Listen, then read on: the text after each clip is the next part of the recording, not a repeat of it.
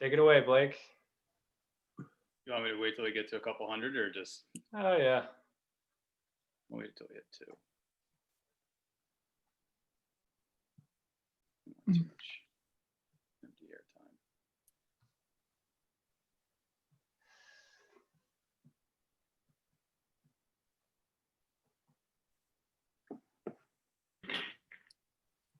All right, everybody, we have a couple hundred folks in the room now, so we're going to get started.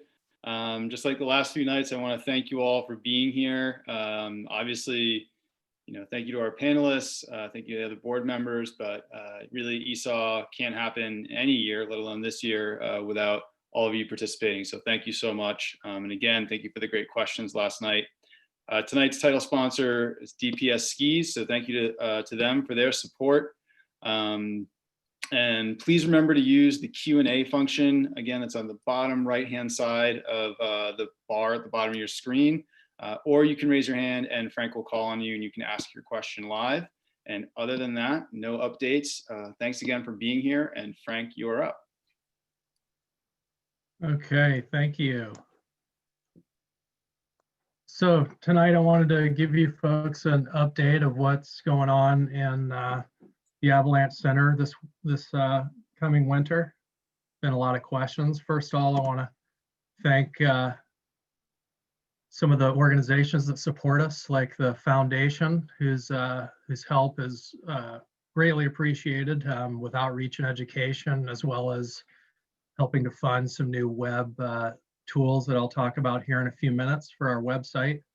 The Mount Washington Ski Patrol, the Volunteer Ski Patrol, which does a ton of work, not only with rescue, but face-to-face public messaging.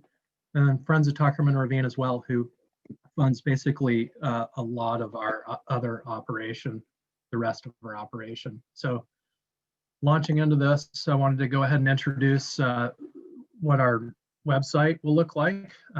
Hopefully the first day that we forecast, this will be rolled out. This is a mock-up. The biggest change will be avalanche danger ratings by elevation. And then we'll have an outlook danger rating to talk about what the next day is like. We've been talking about that in our narrative, but we're going to add icons to that.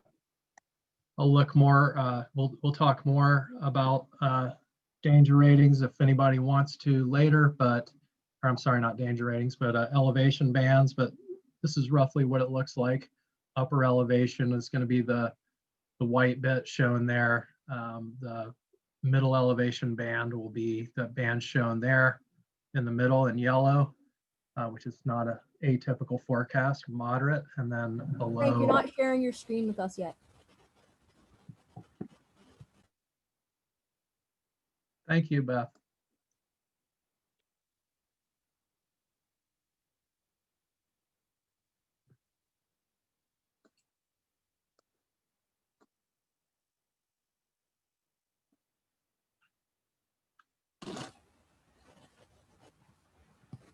Frank won't be doing the web design. Yeah. Okay, I'll back up a little bit. I guess I can skip past these folks that I thanked them already. This is what our new website will look like. Thank you for your patience here. So that's going to be the front page. Not entirely different than what we've been doing, with a bottom line section followed by ratings at 3 elevations. That's the big change. This is the elevation band structure that we've settled on so far. I think this is probably what we'll go with. Upper, middle, and lower elevation bands. The red highlighted is the 34 to 40 degree terrain that we have. There's a little bit of a close-up.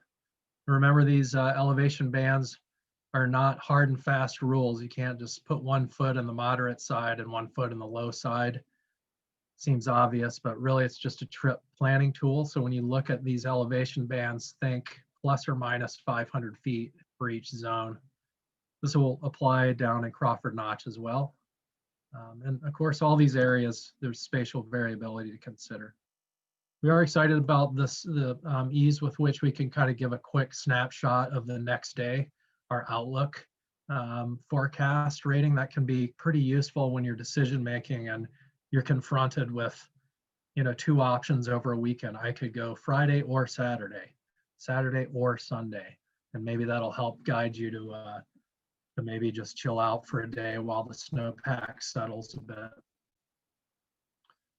Avalanche problems will be kind of what we've been doing. Our mountain weather section will, instead of this narrative, you're actually going to click on a tab. So that'll be just a little bit of a navigational function just to clean up our website, the look and feel of it really. But as I mentioned, Avalanche problems icons will largely remain the same. Aspect and elevation bands will be adjusted according to what I showed before for each avalanche problem, with of course the likelihood and size graphics to boot there. Again, the forecast discussion section and a little more robust and easier to use media component for us, which will make it easier for us to upload photos and videos. Stand by. The weather summary section 2 is going to be, rather than just a narrative bit, we'll have a synopsis that hopefully will be a little easier to read and certainly easier for us to craft in the morning. So that'll be, that's the update for our website. We'll be rolling out soon, and thanks again to the foundation for subscribing to this for us. It's going to relieve a lot of pressure off our staff in terms of maintenance, and we're joining forces with 4 or 5 other Western Avalanche centers to have an IT guy behind the scenes. Certainly you would not want me behind the scenes of this thing. So moving on, we have some other projects. I don't know if anyone's ever asked me this on the chat right now, but we certainly get this question a lot. And the reason we haven't rolled anything out like this yet is you should be doing a beacon check station before you leave your car. We find all too often solo skiers or climbers in our terrain. Skiers are particularly worrisome traveling and possibly getting a sense of safety in numbers, or feeling safe because there's snow rangers, nearby. And the reality is, you got 3 to 5 minutes basically to live if you get buried. So when you're skiing solo and there's other people around, you're effectively solo. Even you just don't know what those people are capable of, right? What the people in the, that you can see, whether they'll actually be able to help.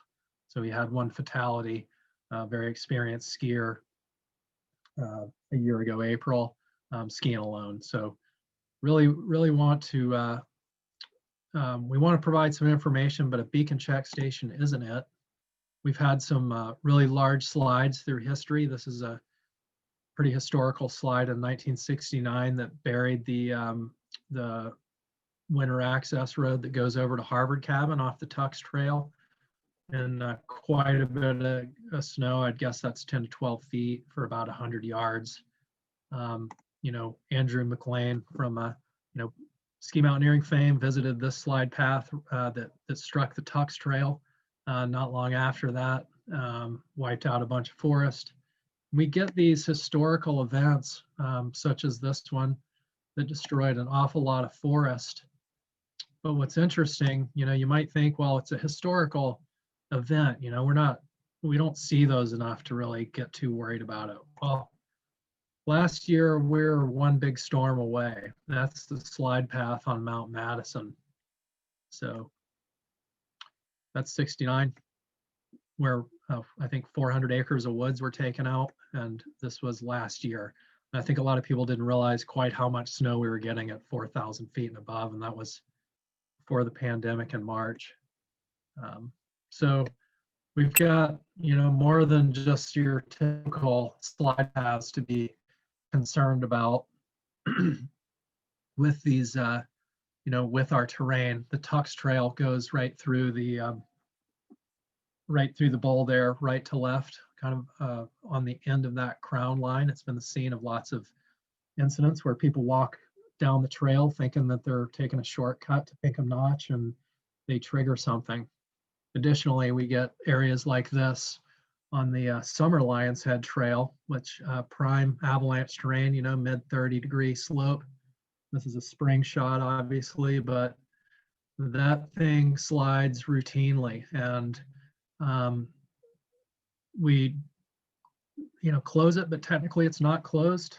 So it's kind of a hard spot to deal with. We have really signage we've determined is probably the best way to do this. So this is what's being developed now to replace some of the older stuff on our slat boards, which aren't where the slats really aren't fully needed. And this is modeled really off of a project I think Grant Statham had something to do with in Canada after a very horrendous and tragic event where a whole bunch of people were killed, not really realizing they were in a slide path. So we certainly have a lot of that in our terrain where these slide paths, active slide paths, and then maybe less active slide paths intersecting a trail. And we just want people to be taking those, acknowledging the risks that they're taking and acknowledging the fact that they're moving into avalanche terrain. So we're going to offer some helpful advice. And, pretty clearly you would want to have the right equipment. If you're going into that terrain, beacon, probe, and shovel being, just a few of the things you should have. And in addition to training and everything else. So that's what's in the works. And these will be at multiple trailheads that access the avalanche terrain in and around the presidential range. Other initiatives this year and other resources for you, really. The new weather station, this is just a couple weeks ago, changing the fluid from the SWE sensor. We're still putting the fine tuning to that. It is available live on the Mesa West server. A couple notes on that. One is the SWE sensor, that electromagnetic SWE sensor, the big silver thing hanging down. That's still work in progress. The SWE sensor and the snow depth sensor should be calibrated here in a week or two. And then just acknowledge that temperature, humidity are accurate there. The wind data is really only going to give you an indication that the snow plot, the protected snow plot, is being affected by the wind. It's that is a wind sheltered spot. In most cases, the wind is much lower than it is up in the exposed ridges.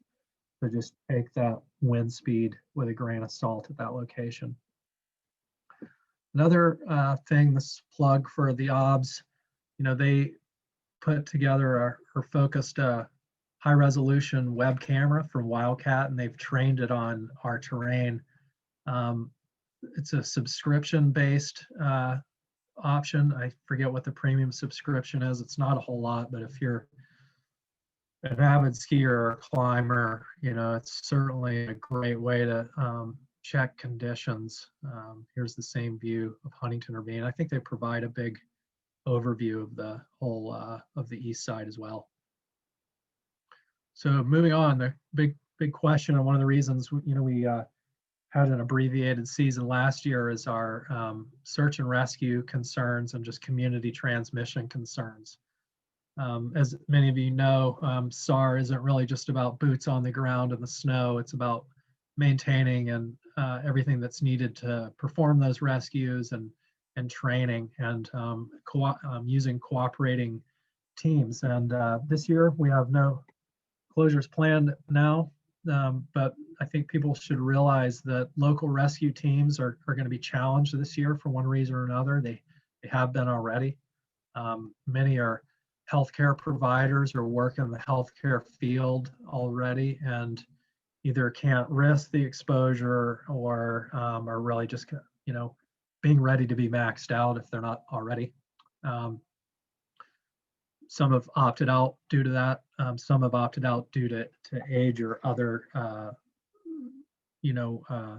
mitigating health issues or concerns like breathing issues, COPD, or blood pressure issues, or any of those comorbidities.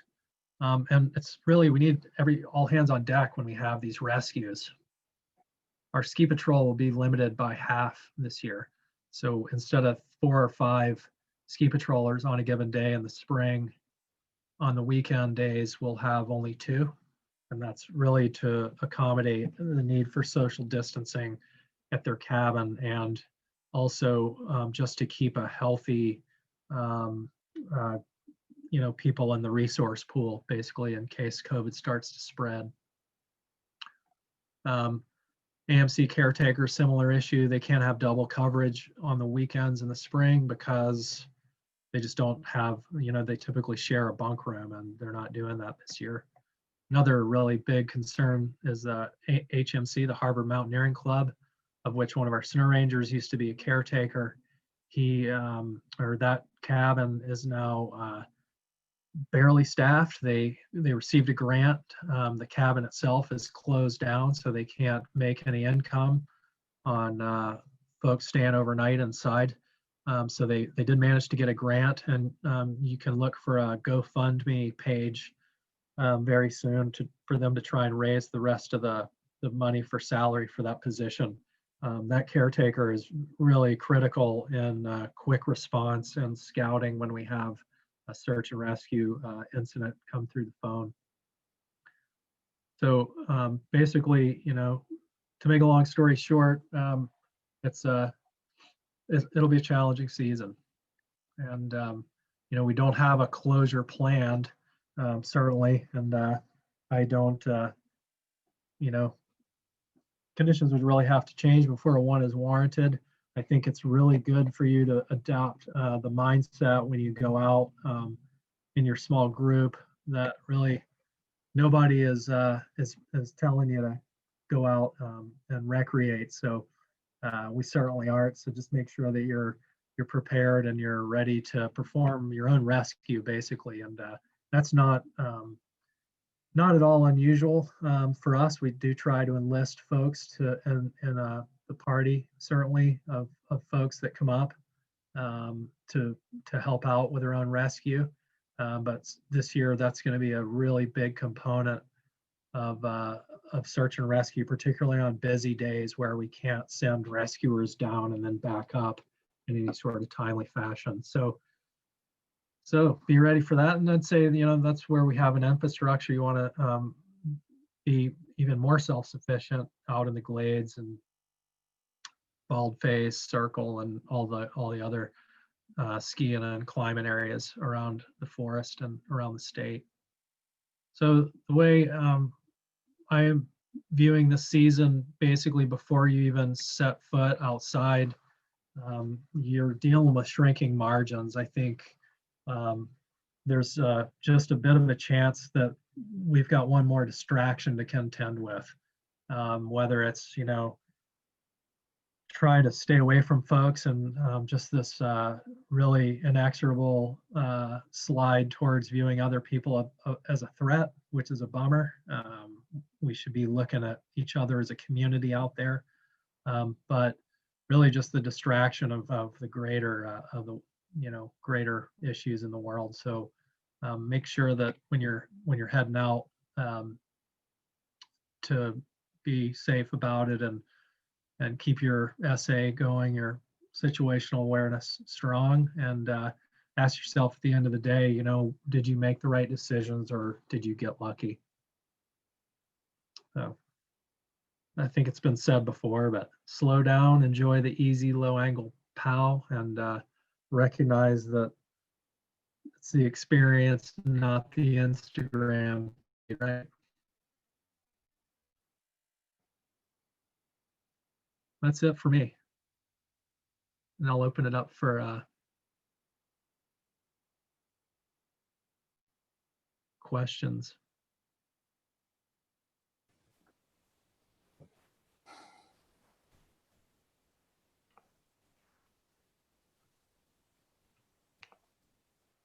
Frank, Very there was good. one question about emails going out like you did last year. Will you be ramping that up again this fall? Yes, there's been a bit of confusion as we switched over from an RSS feed type of email product to MailChimp subscription. So just make sure that your subscription's good to go. And nothing's changed since last year. If you haven't gotten anything, it's because we haven't sent anything out. We have about 1,000 subscribers, but if you want to subscribe, I highly encourage it. This is a good way for you to get your forecast into your phone while you're driving. Assuming you made the decision to come up, you'll at least have it for reference potentially on your phone rather than trying to access it with the internet. So that's that with the emails. I've got another question from Todd Westervelt. I think I can handle some of this, but are there any, based on the big uptick predicted this year in the backcountry use, are there any specific efforts in the Whites to increase public education, et cetera? I know here at the Avalanche Education Foundation, we're looking at doing more outreach events via Zoom. So hopefully we'll have a broader reach than some of our local events that we've done in the past.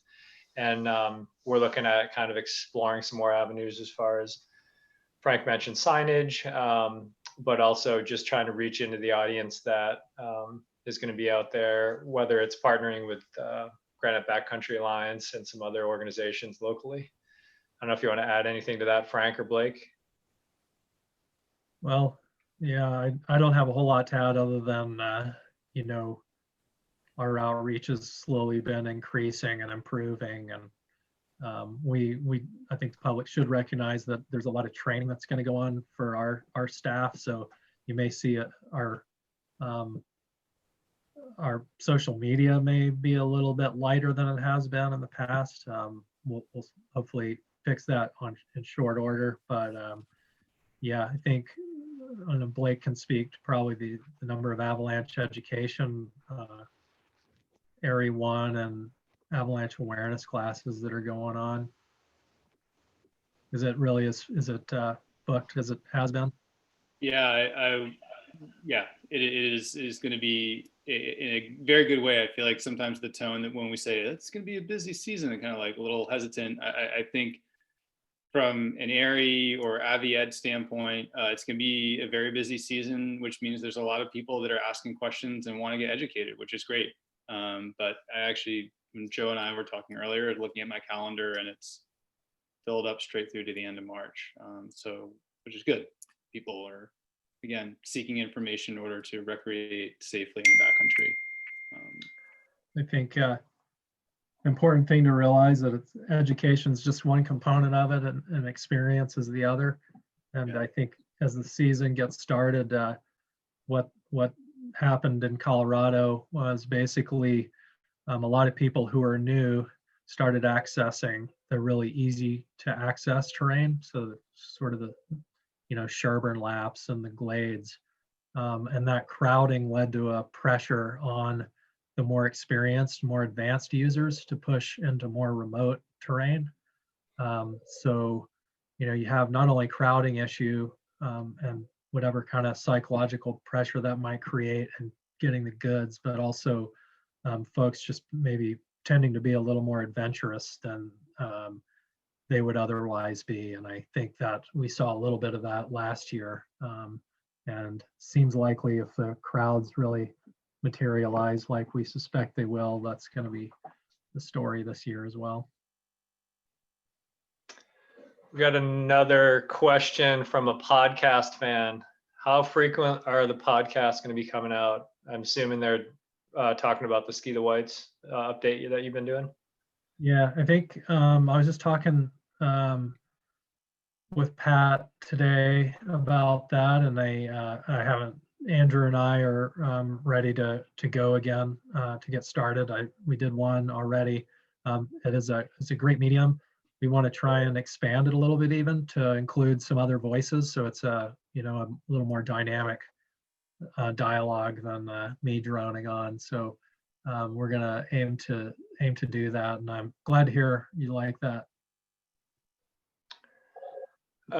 This might be a little more involved answer, but someone asking about your favorite small test slopes in the presidentials. I think that probably spins outside of Avalanche Center update. Ones that won't kill me, or actually even hurt me or take me for a ride. Right. My favorites are the ones where you can just step right off the trail out of the skin track, and a stream bank works. Some of the boulders I've noticed, I can always tell on the Tux Trail when an avalanche class has come through after a storm, because all the good slopes with no trees and the boulder tops have already been dug into, which is great. But I always keep it low angle and keep my overhead threats to close to zero as I can. I think it's important to realize in the whites here that you may feel like you're the only one in a ravine and start booting up gully number one, thinking you got it to yourself, and then all of a sudden someone pops over the skyline. So just travel with your head on a swivel and recognize that anyone can surprise you and poke over the skyline. So really be cognizant of those overhead threats. And if you see people, particularly snow rangers on skis, please don't ski up under us or travel under us. There's a really good chance we're seeking out instability, and it's a good chance that we're someplace where we're managing our overhead threats, but thinking that we can trigger something below us. So when someone comes up below us, we have to pull out, and then that's a bummer. We may not get the information we need. We want to talk to you, and we love to do that and give you some advice. But yeah, if you see those green jackets, kind of stay out of the fall line, I guess. Someone looks like Jack Ronaldo from over in the Adirondacks looking for some resources. I know they don't have the equivalent Avalanche Center there, but any resources you guys might know of that could help someone traveling in avalanche terrain up in the Dax? Well, I would say take an avalanche class and be prepared to assemble your own avalanche forecast. They've got really the same or similar terrain as ours, and maybe even some bigger slides. What they seem to lack in many places, and I don't hold me to this, but I think their fetch is a little less, but they certainly have big slopes and these big slabs of rock that catch the snow, most of them in really ugly terrain traps. And smugs also. There's a lot of terrain in New England that has no forecast center. I am aware of the fact that people will use our forecast and extrapolate to their zone. I would say do that with a really high degree of caution. You can use ours as a learning tool or maybe something to pique your interest and something to look at, but would be really smart to take really better to take an avalanche course or two and get a mentor and really, go into it like you're having an adventure in an unforecast wild place. There's one last question from Anonymous asking basically, with our terrain, you're either in it or you're not, with our gully structures and whatnot. And they're asking for where we've got some open terrain in the 30-degree range that doesn't require traveling through steep terrain. So just basically I think probably keying off of some of the discussions about terrain management yesterday.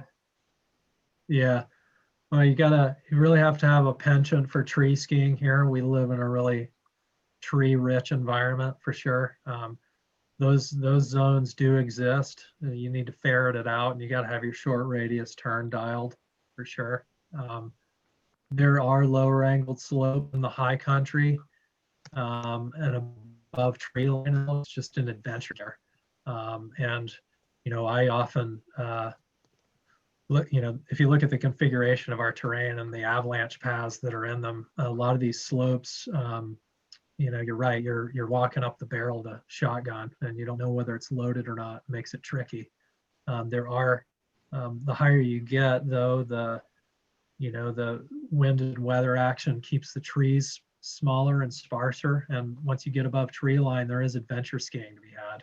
Can be pretty scoured and challenging skiing, but there's places in every one of these cirques where you can manage your overhead hazards, stay out of the paths, and basically reduce the size of the slope you're on with really, really careful terrain management. So yeah, it's there. It's just doesn't look like a big, glorious Colorado conifer forest that you can ski through. Hey, Frank, there's another question here, somewhat similar. From Jimmy Surratt, choosing low angle safe terrain on days rated considerable sounds like excellent, prudent advice, but it doesn't seem to acknowledge how aggressively people are getting after it these days. Can you speak to those that think, I like the phrasing of this, can you speak to those that think considerable means considerable chance of POW? Yeah, well, and here that's a challenge. The pressure to get that powder before our wind gets to it has driven lots of people, including myself, to do really stupid things. And I think the main thing really is to just acknowledge the fact that this is the reality that we live in, and this is what we deal with. And considerable to me is a good day to go to the resort or a glade, or laps on the Sherburne or whatever. It's much better to live again to go ski flat powder somewhere. So I think for the sake of time, we're a little bit after 7 o'clock. Let's roll into the panel discussion, Frank. And just a note to everybody out there, it's easier for us to manage questions if you put them in the question box, the Q&A section, instead of the chat, because the chat just kind of scrolls by and we miss something. So if you want to chat with someone, chat, but questions on the Q&A is just a lot easier for us to manage, and we're going to want to get all those questions to the panelists as we move forward. Thanks.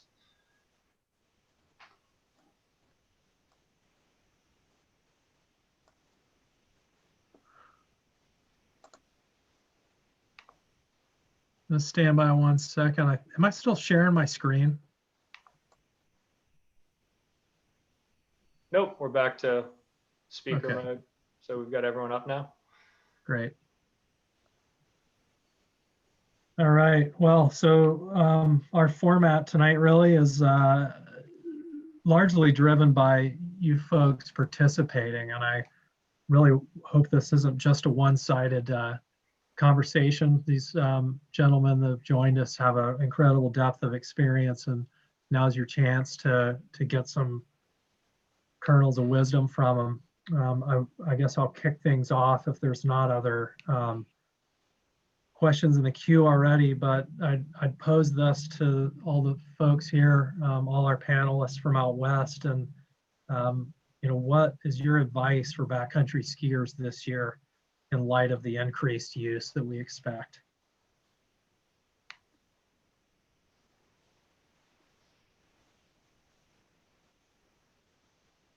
I guess I could start off. A lot of people have been saying this already, but for one, be kind. If you're one of the more experienced folks out there and you're seeing folks who are new to the game and maybe not knowing what direction to go, not knowing what to do, give them a little bit of time, give them a little bit of advice. And not everyone wants to hear it. I appreciate that, but being kind is going to go a long way this winter when we are expecting such a big increase in visitation. As a company, we're kind of at AAI, which is an education outfit. We're setting our expectations maybe a little lower. Like instead of being able to get deeper in, we expect things are going to take more time with social distancing and traveling in pods instead of a large group or larger group. A lot of factors are going to play into, hey, it's going to take a little longer to achieve the same outcomes that we expected. So, you know, go out with reasonable expectations during the day. And then on a recreational level, I was thinking, you know, this might not be the year that I call at the last minute to see who's available to ski. I think I'm going to keep my ski partners pretty consistent through the season and not try and involve a larger group of folks, and definitely keeping the group sizes small, which I generally do anyway. But I think if you can have two or three regular ski partners, that might be better than having kind of a large collection to choose from. But a few other thoughts, but that might be a place to stop right now. Maybe I'll just pick up from where Don left off there, because that was kind of one of my points too, is about partners, just to be careful. One thing I really noticed, which I like a lot these days, is all these great connections on these Facebook groups. And I really like them because they seem to bring together, you know, people that have a ton of experience and also lots of beginners, and people are asking each other questions. And at least the ones that I'm part of, they just seem really supportive. So it seems like a great place to learn and ask questions. And I also see tons of people looking for partners on there. And so I just want to, I guess, echo what Don was saying. And if you're hooking up with people that way, just be careful and just ask a little bit about their risk profile. Just kind of get a sense that you're on the same page, because it's really not a lot of fun, in my experience, to be out with people who I feel like they want to do something different than what I want to do. And you kind of going through the day and it's kind of bugging me all day, and I kind of want to say something, but then I don't. So just, I'd say sort that out ahead of time if you can. Another thought I had was, this may sound obvious, but seek some solitude. You know, I don't know what that might look like, changing your days off to be midweek. You know, weekends are going to be jammed for sure. So set it up so you can maybe get out on some different days of the week, avoid the holidays, go to some places that maybe it's not the line you've always wanted to ski, but it's somewhere else where you know there won't be as many people. And I guess my last thought was to really just accept what it is. You know, you can't invent new terrain. It was a really good question someone asked earlier about, like, where can you go when it's considerable and you don't want to go up the gully with all the overhead hazard. Great question. And as long as I've lived where I live, I always beat my head against the table every time it's snowing and think, well, where can I go today that's not going to be, you know, threatened? And after a while, you realize, well, you know, you can't invent new terrain. So just accept what you got. And if it happens to be a considerable day, you're out with a new partner, just go somewhere mellow and just, you know what, wait for a different day. I guess that'd be my thoughts on that one. Great points. Hey, Frank, just a quick question someone brought up is if we could do a quick intro, just a quick intro of all the speakers, just to refresh everyone's memory, or people that maybe didn't pay attention the last two nights.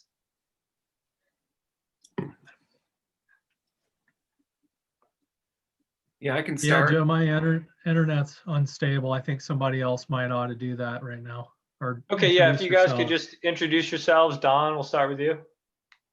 Sure, Don Sheriff. I've worn many hats, been in a lot of different avalanche climates, including the Arctic Maritime that you call the Mount Washington Presidential Range.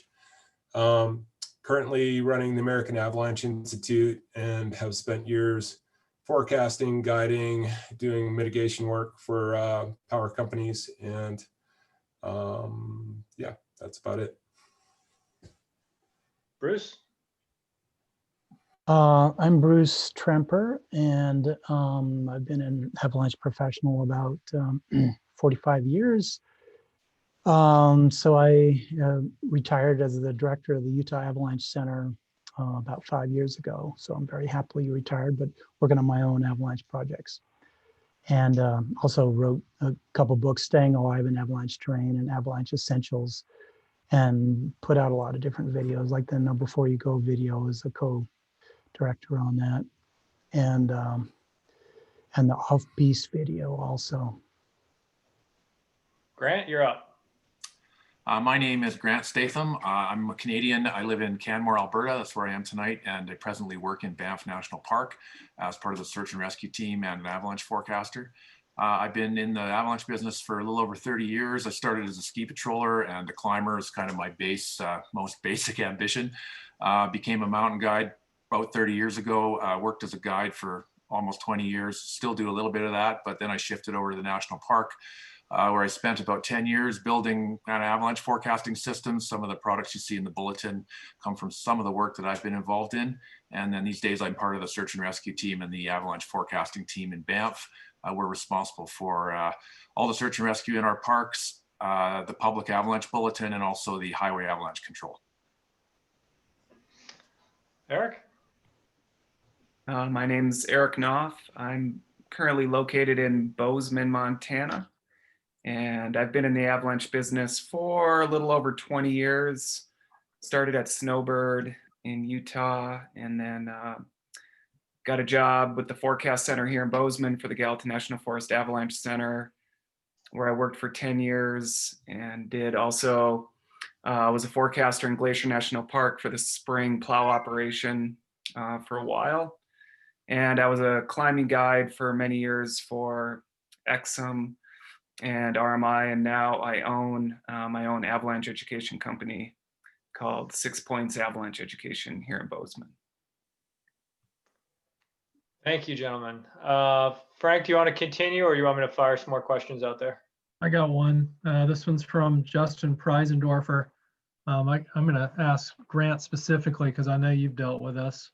Suggestions for how to make carrying avalanche gear part of this climbing culture when weight is everything and most accidents are trauma focused and beacons wouldn't really provide much help. Good question. And it's kind of right in my area of interest these days. We've been doing quite a bit of work around Banff with ice climbers and alpine climbers as well on that topic. The way I've been approaching it with climbing, particularly ice climbing, so this is a little bit different than alpine climbing, but I've been trying to, for example, with skiing, at least where I am, everybody wears a beacon and it brings a transceiver, or wears a transceiver, brings a beacon and a probe and a shovel in their pack pretty much every day. But the climbers don't do that. With weight being the main concern, and I can completely appreciate that. So a few things. First of all, the gear market is changing, so keep your eyes peeled for new products coming down the pipe. There's already some really great lightweight stuff. You got to make sure that shovel is good enough, though. You can't use a little teaspoon that's going to break as soon as you start shoveling. But nevertheless, there's some good lightweight carbon probes, lightweight small collapsible shovels, and transceivers you can use. And I've also been kind of pitching it a little bit like not quite so dogmatic as with skiers, where everybody wears it every day, all the time. With climbers, I've just been trying to treat it a little bit more like the rack. So the night before we take a look at the route, we decide how many ice screws we're going to bring, how many slings, kind of discuss the avalanche gear. Do we need it? Where do we need it? Are we going to be wrapping back down the route, or are we going up and over the top? Is there avalanche terrain on the descent? I want to have that gear with me if I'm exposed to any avalanche terrain, but I also don't want to find myself carrying it around needlessly if I'm in a place that isn't really exposed to avalanches. So just think about it more and treat the gear a bit like the rack. And then I guess in terms of the trauma question, that's another good question. If you look at the statistics, that's not actually true. And I don't have them right in front of me here, but there's some studies out of Colorado and we have one out of Canada that'll show you that asphyxiation is more common than trauma in climbers and avalanche burials. But nevertheless, it's definitely a good question. And I'll tell you one thing, your family wants you back, I guess, is a big one. So we spent a lot of time in Banff, and my story the other night illustrated one of the examples, but we're often looking for people. And if they don't have anything on, it takes a long time to find them. So I would encourage you to wear your transceiver for that reason alone, to help the rescue team and help your family get your body back.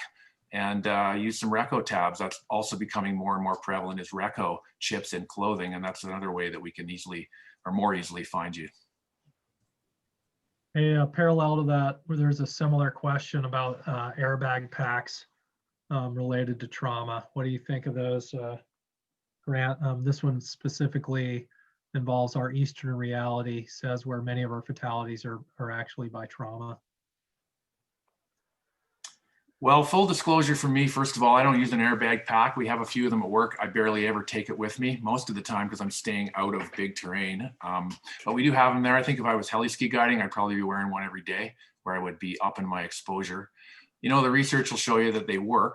I think I'd wear, I mean, in terms of getting strained through the trees, if that's really what the question means there, you know, you're going to pull your airbag and get strained through the trees. I think I'd pull it anyway. I think airbags are a good device, and you know, there's lots of ways you could say, oh, you could get hung up here, or they might not work, and those are probably all valid questions. But ultimately, the research has shown us that they work, and you have a better chance of survival. And I think I'd like to pull my airbag if I was caught in an avalanche. That's the bottom line.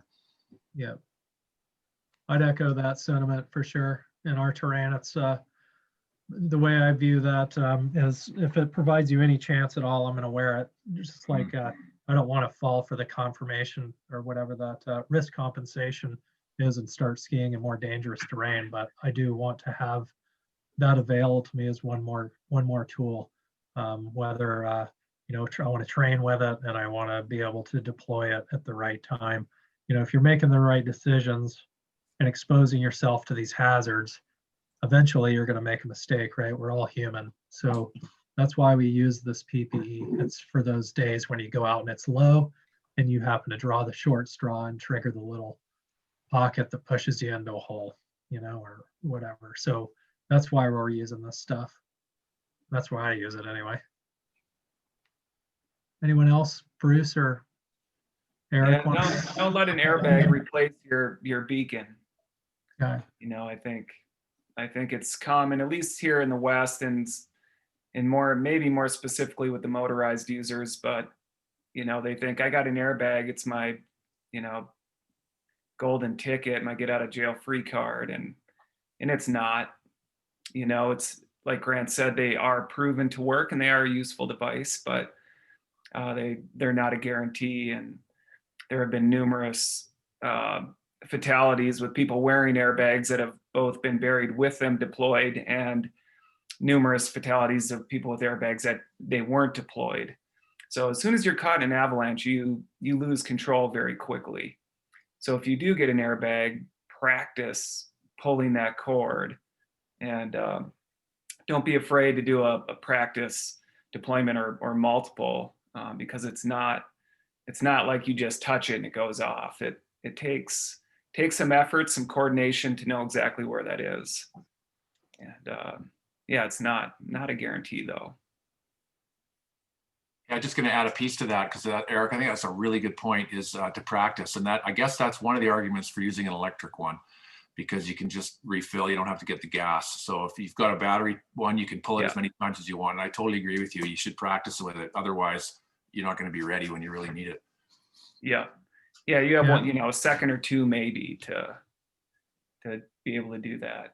But yeah, the new battery powered ones are great. They inflate after a few minutes or a period of time. Then the fan reverses and they deflate, and they leave you that.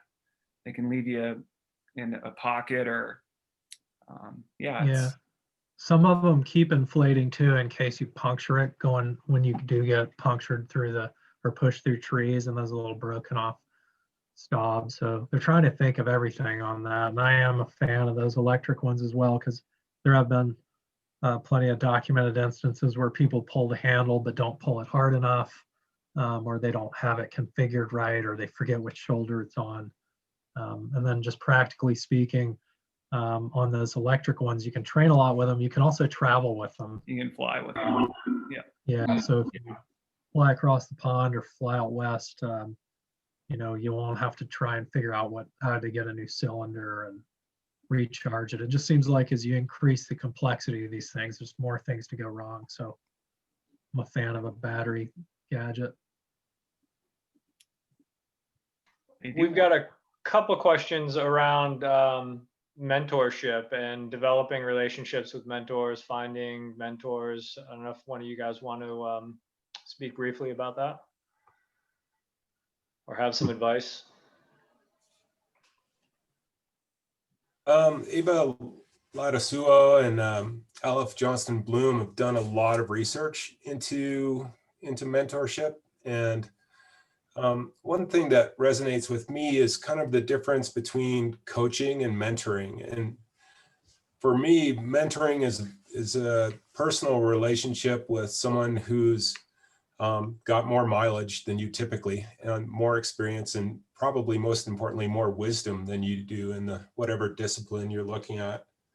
So a mentor might be pretty hard to come by, but you might be able to come by quite a few good coaches before you find that mentor. Someone, and I'm defining a coach as someone who's skilled, has experience, can basically advise you on particular skills or paths that you need to follow.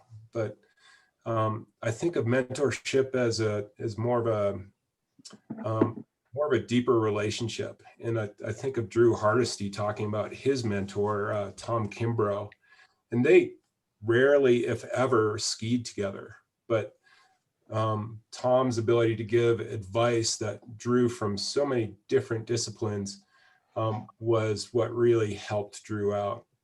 So finding a coach, a little easier. And I think that comes down to not being afraid to go up to people to ask for advice. Having someone on speed dial when you don't understand something. Hey, what do you think of this? Or someone that you can go skiing with and they can say, oh, I actually, try doing this the next time. So I guess my main point in that is don't undersell the value of coaches. I think you'll find more coaches than you will mentors.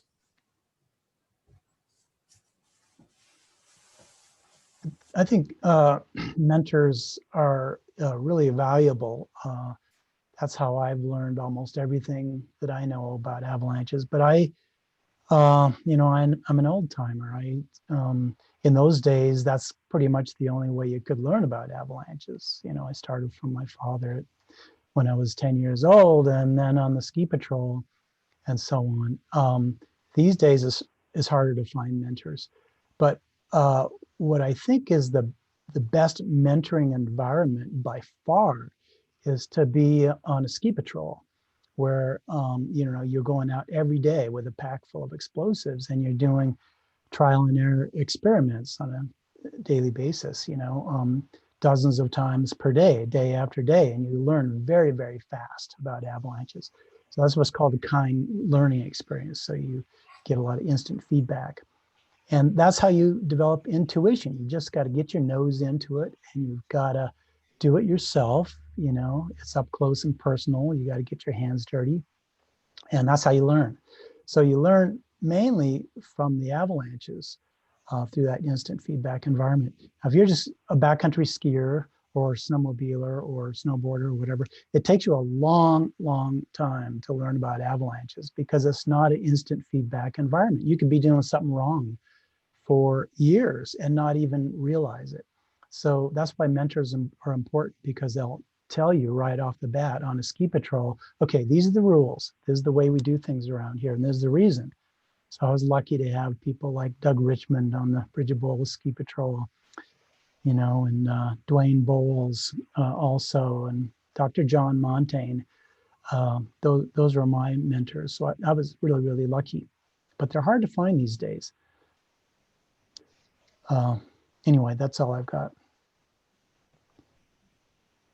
Just to kind of add a little bit to what Don was saying, how it's easier these days to find coaches than it is mentors. And it seems like everybody knows something these days about going into the backcountry. And if you're going out and you feel you're less experienced, it's kind of the expert halo heuristic, and you're with a person who's claims that they've done this or done that, or they're more experienced. But don't be afraid to speak up and voice your opinion if you don't feel something is right, just because you may not be the most experienced person in the group. Don't be afraid to, if your intuition, even if you don't feel like you have that experience that someone else in the group does, but you have this feeling that this might not be right, or I don't like this group, or I don't like where we're going, don't be afraid to speak up. I think there's instances where it's easy to get lured into some sort of false sense of security. I just want to jump in on that. We've got a question that ties into that pretty well from Madeline Bishop, asking about, she starts with, she's a skier in a male-dominated sport, obviously, and it's hard to find female ski partners. As a woman, it can be difficult to go out there with guys who have a different risk tolerance or be heard when trying to communicate about potential risks. I imagine it can also be difficult as a guy to speak up when feeling uncomfortable. Maybe that's, in mixed company. And then what advice do you have for communicating effectively in those situations? I might just take a quick add-on to, because that's a great question, and coming from a panel of dudes here, I wish we had some women here to answer that for you, because I know a lot of experienced women who could answer that question well. Let me just jump in, and Beth, I don't know if you're available to unmute, as well as Bridget. They're both on our board, and it'd be great to have them chime in. Go ahead, Grant. Sorry. I just wanted to build a little bit more on what Eric said earlier. He said, don't be afraid to speak up. But I also think for all of us, we have a responsibility to bring that person into the group, which, we all been part of these groups where someone is, I don't know, someone's quiet, or maybe they're awkward, or they're intimidated, and you can tell, when you have someone, or you should know when you have someone like that in your group. So in addition to encouraging them to speak up, I think as more to the alpha type in the group, if that's who you are, ask people, ask everyone, like bring everybody in. And Bruce talked a little bit about that yesterday with debriefing, but I think we all have a responsibility to tackle this question that Madeline asked. And I think it's responsible for all parts of the party to kind of chime in and try and get everybody involved. Yeah, so I have often been the lone woman among a group of men, almost exclusively in the whites. I was previously an AMC caretaker for a couple of years. And I think first I need to just echo what's been said already about being pretty picky about choosing your partners in the first place, and especially this winter, of all of them. But really, I'd say know your partners well. You should hopefully have a good relationship with them in the first place, so that you are very comfortable speaking up, and just never hesitate to say whatever it is on your mind. And this goes for any person out there, no matter how they identify, to definitely just say anything that makes you uncomfortable, any observation at all. And as a group, before you head out, you should all be on the same page too, that if anyone says no, then as a group, you're all gonna go ahead and turn back. So that's, I guess, part of my 2 cents about this. I want to add on too, for the, just to reinforce what Grant said about the alpha males, and being someone who talks too much myself. I refer to a podcast I listened to recently from the CEO of WordPress, who started a distributed workforce going down that road several years ago. And at this point, he doesn't really even have an office anymore. They work collaboratively. They hardly send any emails. It's all about just working around a single document. And what he found through that were a whole bunch of unforeseen benefits. And one of them was the fact that some of the quietest people on the team, or people who may be either thoughtful or shy or whatever, they could contribute at their own pace and at their own time. And he said he got some of his best ideas from that. So I just put that out there for those of us who like to think we know everything from time to time. There's a really good chance you don't, and that quiet person probably knows better than you do.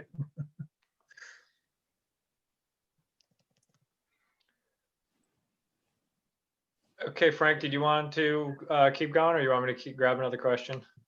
I think we kind of covered that, right? Oh, I would just also say there are some women's groups and women's ski groups as well that get together.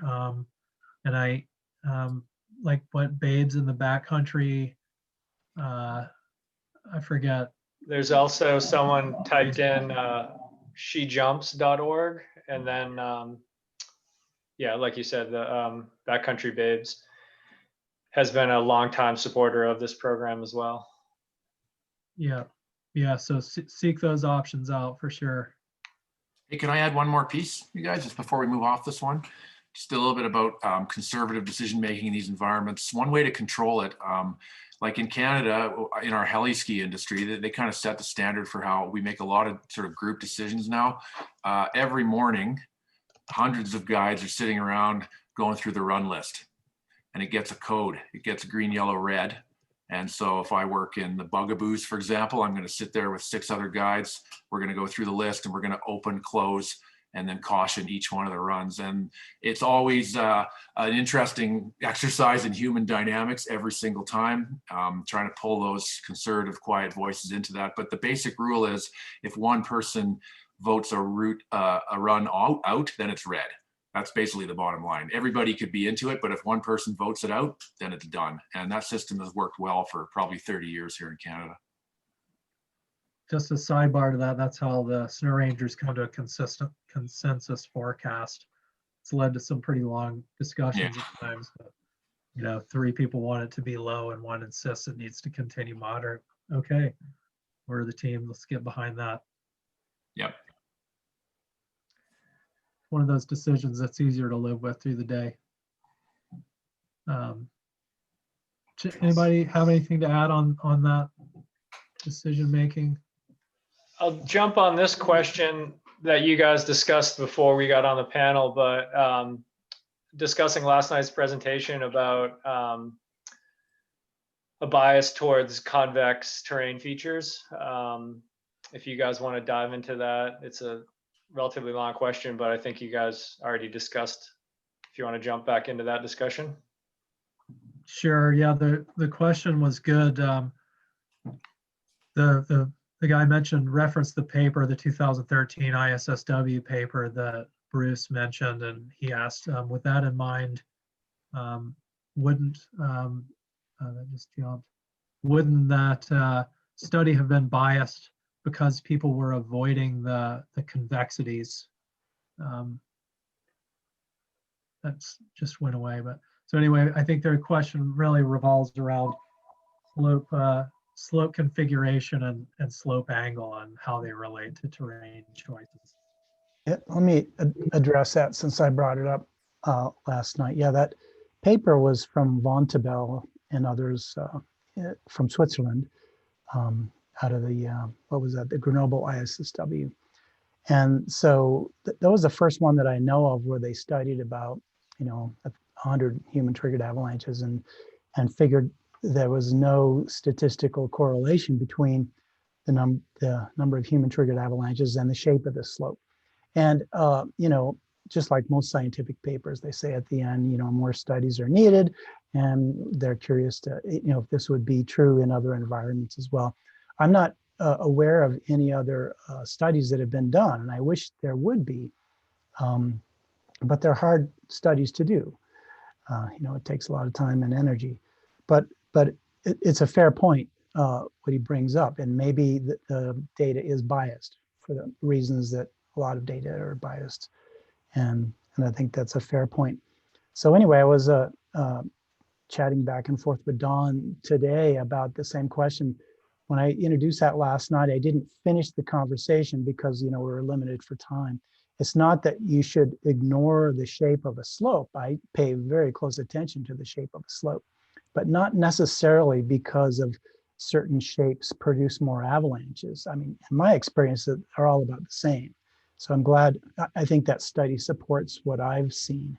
But the shape of the slope is really important, and Don can chime in on this. I mean, I like convex slopes better, actually, because they're much more predictable. If you're going to trigger an avalanche on a convex slope, you know pretty much where it's going to break out with the kind of snowpack you have, right on when in the convexity. So then you're less likely to get caught because the snow that's below you, can't bear you, but the snow above you can. So you don't want to have that fracture line be very far above you with all that snow coming down on your head. convex slopes are a little safer that way. And then probably the more important thing is the cross slope shape for me. So in other words, is if it's concave across the slope, so it's kind of a dish shape. If you trigger an avalanche on terrain like that, like in a gully, it funnels the debris into a smaller area and buries you much deeper. To me, that's more dangerous. And I like the convex slopes across, the cross slope convexities, because then if any avalanches you trigger there tend to fan out a little bit and kind of leave you stranded. And so there's less debris. So those are the things that I look at when I'm traveling in avalanche terrain. What do you think, Don? Yeah, I agree. And I think it's good to look at it from kind of a bullseye or dartboard standpoint. Like if you look at terrain as a category unto itself, the bullseye is the angle. And that's like the first order data that you'd want to assess your terrain on. But then slope shape is maybe outside the bullseye, but it's still pretty important. And the point that I brought up with Bruce was, if you're looking at two 38-degree slopes, I would much rather deal with a 38-degree slope with a convexity in it than a 38-degree slope that's planar from top to bottom, because where that, at least particularly with soft slabs, where that avalanche might occur, whereas on planar slopes, it's anyone's guess. On a micro scale, I think it's super important to look at terrain shape, often and loading patterns. From a guiding standpoint, if I can work my clients or guests around the point of maximum convexity or around that area that's been loaded the most, it has a fresh wind slab, or it's the most rounded, if you will. And then we can work down into the slope and work into subsequently lower angle terrain. That gives me more of a buffer, more safety than if we just center punch it right over the point of maximum convexity. So as a guide, I look at slope features and shape, not only in the big picture, but all the way down the run. So I think that can be really useful. So I don't think either of us is saying slope shape's not important, but we are saying, hey, planar slopes, concave slopes, convex slopes, if they're steep, they all can avalanche. Those are great points. And I think the other thing to bear in mind in our terrain particularly is, convex slope may be more likely to slide, but you break it down, the concave slope may have higher consequence. That's a wicked game that you're playing once you start splitting hairs down to that level, particularly here where most of our hard slabs tend to avalanche at their thin spots. And unfortunately, mid-season and even longer, you don't know where the thin spot is because the boulders they're buried. The snow smoothed everything out. So, it can be really hard when you're trying to fine tune your terrain selection and your descent route. When you start splitting things that finely, I try to ask myself, geez, what kind of game am I playing here? Am I trying to cheat this avalanche problem? So I think these sages in a guiding or control work type of scenario, that's a wicked game to play, and probably one left to these guys. So yeah, angle, and when I spoke with Don a little bit earlier too, and just another way to simplify and boil it down is just let the slope angle trump your terrain configuration concerns. Just take it down a notch, and as Bruce mentioned, like reduce your exposure by keeping it below, below 34 degrees, and if you need to tone it down more, go below 30 degrees. Those are my favorite. That's my favorite turn angle anyway. So that's floatable and fun. Yeah, Frank, just to add on to that, you said your favorite turn angle is 34, 35, which is a great angle, but think about it on your ascent as well. And I think people lose vision of what terrain they're in when they're ascending. I think they look at it different. When they're hiking up is when they're skiing down, and ultimately angles are angles and avalanche terrain is avalanche terrain. And I can't remember what the numbers were, but I think it's with non-motorized users, or even maybe motorized, but is it a third or so are caught and killed while ascending with their skins on their skis. So really think about, on your way up, are you under a convex slope, or are you under that slope that has a steeper angle? Yeah, that's a great point. And keeping yourself out of harm's way includes that keeping the angle down, and staying out of these gullies that we have. We had a number of related questions on that, and this would be a good time to ask you folks, maybe since you're on screen here, Eric. I'll say someone asked any advice on increasing safety when booting up couloirs, even on low danger rating days when snow pet tests did not show any instability. I sometimes feel like a sitting duck when booting up them due to potential slides or falling rock. Yeah, I mean, I can tell a quick story. I'll try to make it quick, but it was my first season at the Avalanche Center, and I'd been literally working for maybe 2 or 3 weeks, and I get a phone call from my brother, and all he said is he's dead. And I was like, who's dead? What are you talking about? And my twin brother was climbing with Guy LaSalle when they were booting up an ice climb couloir, and climbers above them triggered a slide that roared down the gully, and my brother just topped out of this ice bulge, and Guy was still just on his tools, just about to top out, and the slide came down and plowed into Guy and took him down the gully and then over another big 60-meter ice climb. And these were really experienced climbers that had triggered the slide above them, and they felt that they could manage the hazard by just sticking to the edges, or just trying to play it safe. But if you're dealing with any sort of instability in couloirs, it's really tricky. And the thing about those couloirs is they can change. You can have stable conditions at the bottom, and conditions can change rapidly. So I think it's going to be a pretty, really think about, if you're in a couloir, if there's going to be people below you, are there people above you? It's going to be that's a tricky one. But it's, again, if you're in avalanche terrain, is the snowpack stable or unstable?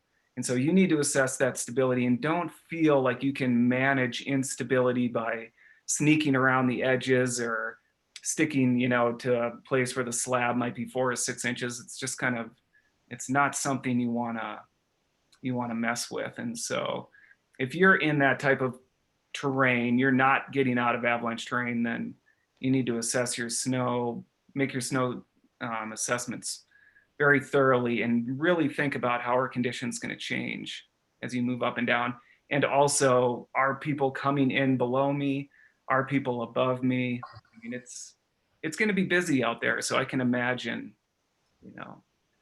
there's more than just yourself to think about.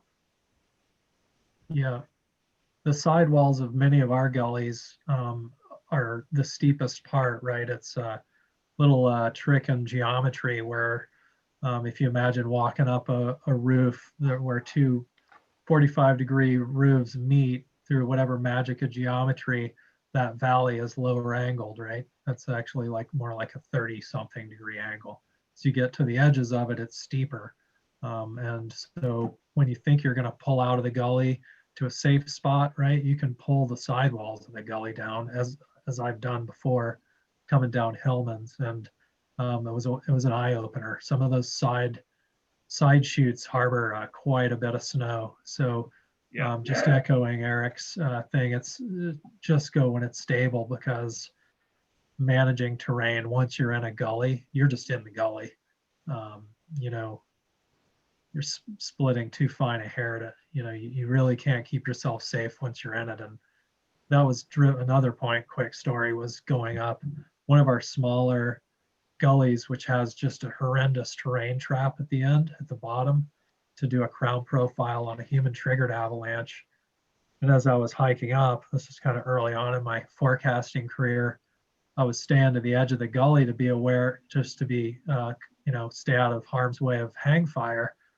And I was actually in the bushes to the side, and I looked further out into the bushes and I saw huge blocks of avalanche debris. And that's when it dawned on me, is this funnel just completely fills this gully and overflows the snow. It gets up into the bushes. So if you think you're out of harm's way, think of what happens when the bathtub above you tries to drain through a little pipe. It's going to fill it. You don't want to be the guy in the pipe. Yeah, it fire hoses real quick. Yeah. So yeah, hopefully that wasn't too much of a story, but it does, like, it's kind of seems relevant to the climbing and terrain around Tucson. Yeah, it is for sure. And just for climbers, if there's climbers out there too, a really classic place for this kind of scenario is Pinnacle Buttress, where you've got a big apron that's loaded that people trigger prior to getting to the first pitch. And the second, once you climb 50 meters, you get onto the second pitch, which has been triggered by solo climbers, which swept them to their death. And I think about sometimes what can happen on those days when there's another party just approaching and someone triggers that second pitch, or someone's leading that first pitch. So, the worst part about it is once you're approaching the climb, you can't tell. And I think that was the case with your brother. You couldn't see that there were climbers ahead of you. You can't on Pinnacle. It's just physically, you can't see it due to the way the terrain's configured. So yeah, you really just want to be certain of you have stable conditions before you commit, certainly to someone underneath you or above you or beneath you. So yeah. Changing into. Go ahead, Joe. Nope, go for it, Grant. I was just going to throw in a comment. I kept thinking about it, and it's sort of a thing I often like to mention. And Bruce started his talk yesterday by trying to make things simple, which I like. I'm a fan of that approach with them. And I just think sometimes we make it so hard on ourselves, and I don't really understand why we make it so hard on ourselves. Because to be perfectly honest with you, if you think you can tell the difference between a 34-degree slope and a 37-degree slope out there, or if you're going to measure the results of your sudden planar test against your sudden compression test and make a decision that you should go or not go, I think you're playing the wrong game. I think you just need to back it off, take some common sense, and wait till it's good. That's just the bottom line. Like, these tests are all good and all these things are correct. This advice is good, but I really think it's a little bit easier to just step back a little bit sometimes and look at the big picture. And, the avalanche danger goes up and the avalanche danger goes down, and it does it every year to some degree or another. And so there's periods of high instability and periods of good stability, and we have cycles and then we don't have cycles. And so if you just if you're going skiing or climbing and there's a cycle, then go somewhere without any avalanche danger. If it is the danger is low and it has been for a while, then go hit your gully. But don't be walking up the middle of a gully wondering, oh my God, am I going to get hit by something? Well, should I be in here moderate? If you feel like that, then I think you got your answer. You shouldn't be there. So just an encouragement to take the details in, understand them, do your best to study them. But really, when it comes to decision making, I think you got to step back and look at the big picture and just make sure you feel comfortable in these places, or else you shouldn't be in there. Yeah, good friend of mine says, if there's a question, there is no question. Mm-hmm. Nothing worse than feeling sick.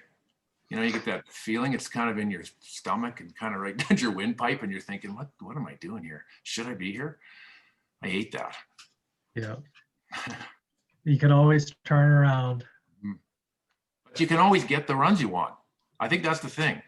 you can get them if you're patient. You just got to wait and make sure you pick the right time. And then, you know, over the years, you're going to accumulate a great list of long, great ski runs. But the secret to being good at it and staying safe is to just know where to go on certain days.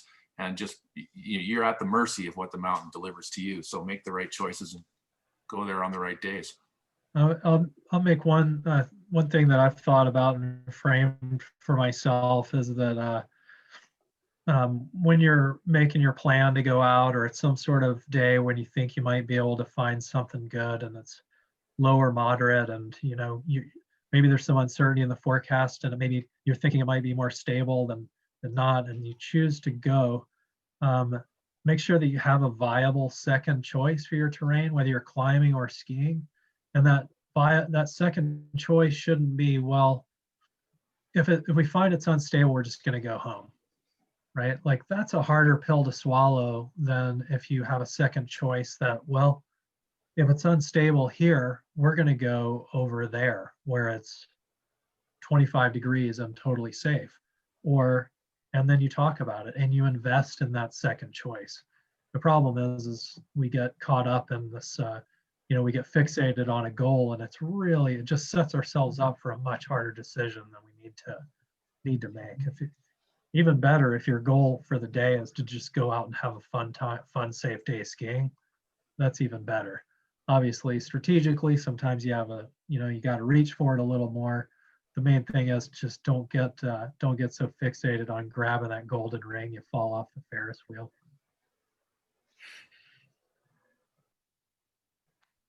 Merry-go-round, I guess it is. I mixed up my carnival rides.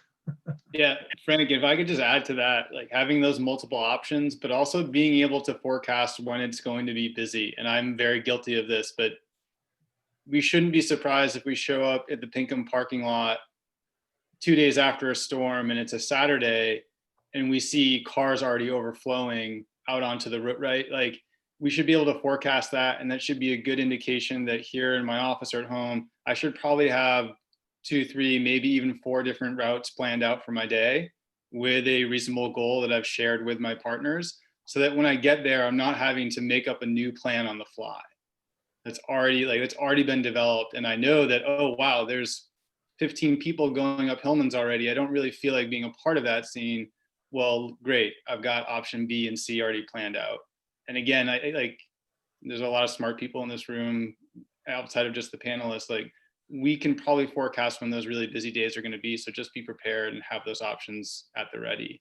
I also wanted to point out, just for 2 seconds, but both Grant and Frank, and I don't know if they did this intentionally, but I really appreciate them demonstrating one of the few tools that we can actually point out in their decision-making skill set, which is having metacognition, or awareness of our own thinking. And they both gave great examples of when they were basically overthinking data in order to find something that would allow them to go skiing. And that in and of itself, that cycle, that running like, oh, but if I cut it this way and if I move that way, reinventing the wheel, that's your piece of information that you need to go somewhere else, most likely, especially if you're an experienced group. If you're really trying to think through this puzzle that carefully, that's probably the evidence that you need to find mellower terrain. So I just wanted to point that out, because often, as a fan of the decision-making part of this conversation, we don't have many tools that we can actually use, but that's a really helpful one. Yeah.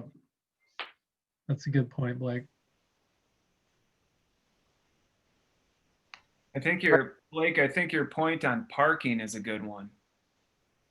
I think forecasting parking is going to be almost just as difficult, it's going to be more challenging than the skiing. Oh. I know, like, the ski resorts around here in Montana, they're already like advertising, hey, we're cutting people off at this number, and really, and other, like, our Nordic ski places, like, we're only allowing a certain amount of cars. And I can just envision the trailheads right now just maxed.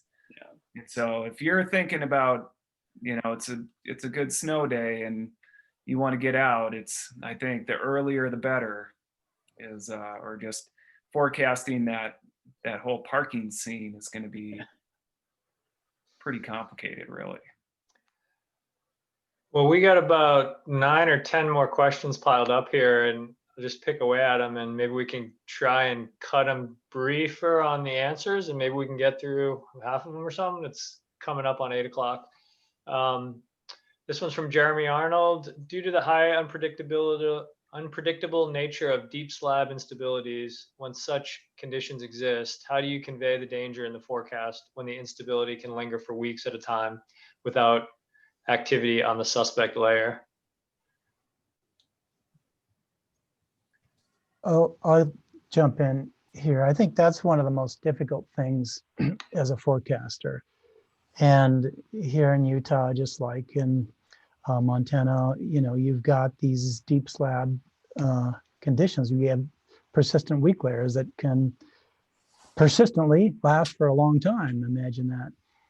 So people get tired of it, the same old story over and over. So it's kind of like COVID is now, people are tired. It's like, enough already. That's all I hear about is COVID. And so you tend to relax. And that's a big, big problem. And we really don't know the best way to communicate these low probability, high consequence type of avalanches. They're very dangerous. All the old pros know darn well that there's nothing you can do about them. I mean, with that amount of uncertainty, you just stay away. You just close the terrain or you avoid it, because you're never gonna, if you make a career out of trying to outsmart deep slab avalanches, you're gonna be dead pretty soon. So that's the only thing you can do. And I don't know how to communicate it. If anybody knows, let me know. Well, Yeah, people don't like to be told what not to do. So if you can reference what you can do, that's generally a more palatable message. So I think if you have a good sense of the distribution of those deep slabs and you know where they're not, then those are the places to emphasize. It's like, hey, there's a big monster in the basement and it's not something that you can manage, but these other areas don't have that monster. The bed isn't there. So a positive message goes a long way. And I think that's one way of dealing with message fatigue is like, okay, yeah, your first objective may not work, but here are some other objectives that might. Yeah, we try to do that, Don, when we can remember to do that. The message fatigue, when you start to sound like a broken record, that's when my hackles really get up that something bad's going to happen. And we do get those lingering wind slabs where it's just so cold and either things are not stabilizing or they're unstabilizing, and that's agonizing. So that's a good advice is to all we can do is lead the horse to water. It's up to you to drink the right thing and go someplace different or go skiing or something. I don't know. Stay on the low angle slopes. That's a tough one. Nobody likes to wear a mask. We just have to wear it. A guy named Roger Atkins, some of you guys, I think Bruce knows him. Roger's done a bunch of interesting stuff and published quite a few different ideas at the International Snow Science Workshop. And one of his ideas is the concept of the strategic mindset. And so that's a way of kind of, looking at the conditions and looking at the situation. It kind of addresses a bit about what you're talking about in a sense that, how am I going to approach the day? And I would recommend, you can also, we keep referencing these ISSW papers, but if you look up ISSW strategic mindset, you will find that on the Montana State papers. But one of the different mindsets, they vary. One is stepping out for when conditions are good. There's assessment. One of the ones that refers to this situation is called entrenchment. And that's pretty much what happens when there's a persistent deep slab, is you just get entrenched. And in Canada, when we're in entrenchment mode, heli skiing, that means it's just the same 5 or 6 runs that get greened day after day after day after day. And we make t-shirts about it with guests that are kind of supposed to be funny. I did 150 laps on bungee jump in a week, stuff like that. But as far as I can tell, that's about the only way you can get through those periods, is just entrench yourself and just wait for another season, or really you got to wait for it to go away. This might just require a real quick answer from each of you guys, but do you have a favorite tool or tips for looking at slope angle assessment for using out in the hill?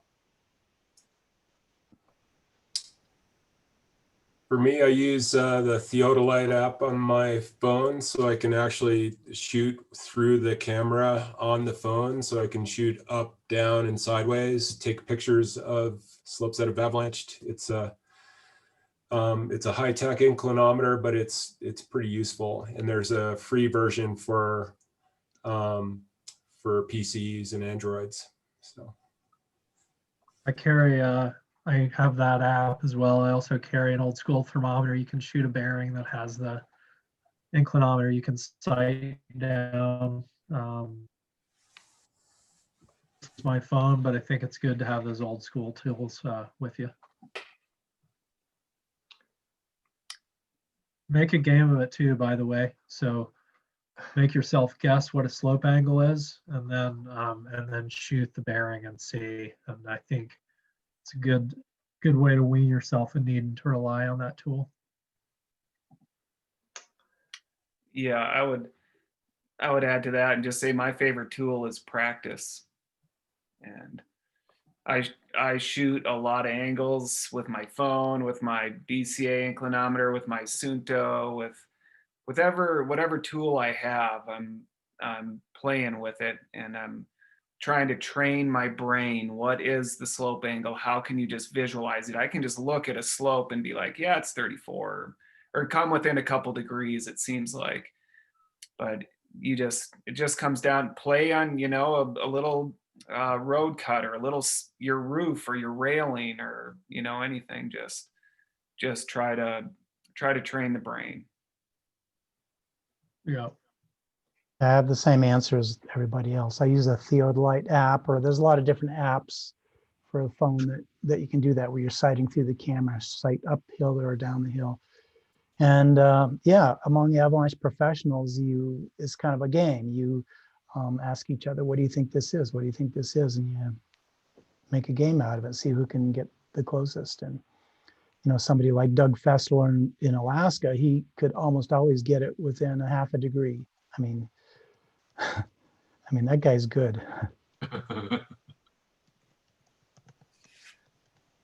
Well, we're a little bit after 8, and we've got a bunch more questions. So I think what we'll end up doing is copying these questions, and we'll try and answer some of these and put the answers online. Probably won't get to all of them, but appreciate everyone's effort in putting these questions out there. And Frank, if you want to wrap things up, we'll take it away.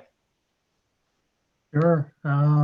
It was a pleasure to have all our panelists online for sure, and I'm glad they carved out some time in their schedules to join us. And thanks to all 300 of you who joined, and folks who asked questions and are supporting not just the foundation but your local Avalanche Center. Looking forward to a safe season, and we'll see you out there. Thank you very much. Yeah, thank you very much, panelists. We appreciate your time. Thanks everyone for showing up, and have a good, safe, and hopefully a little bit of fun this winter. Thanks, everybody. Have a great winter. Yeah. Stay on top.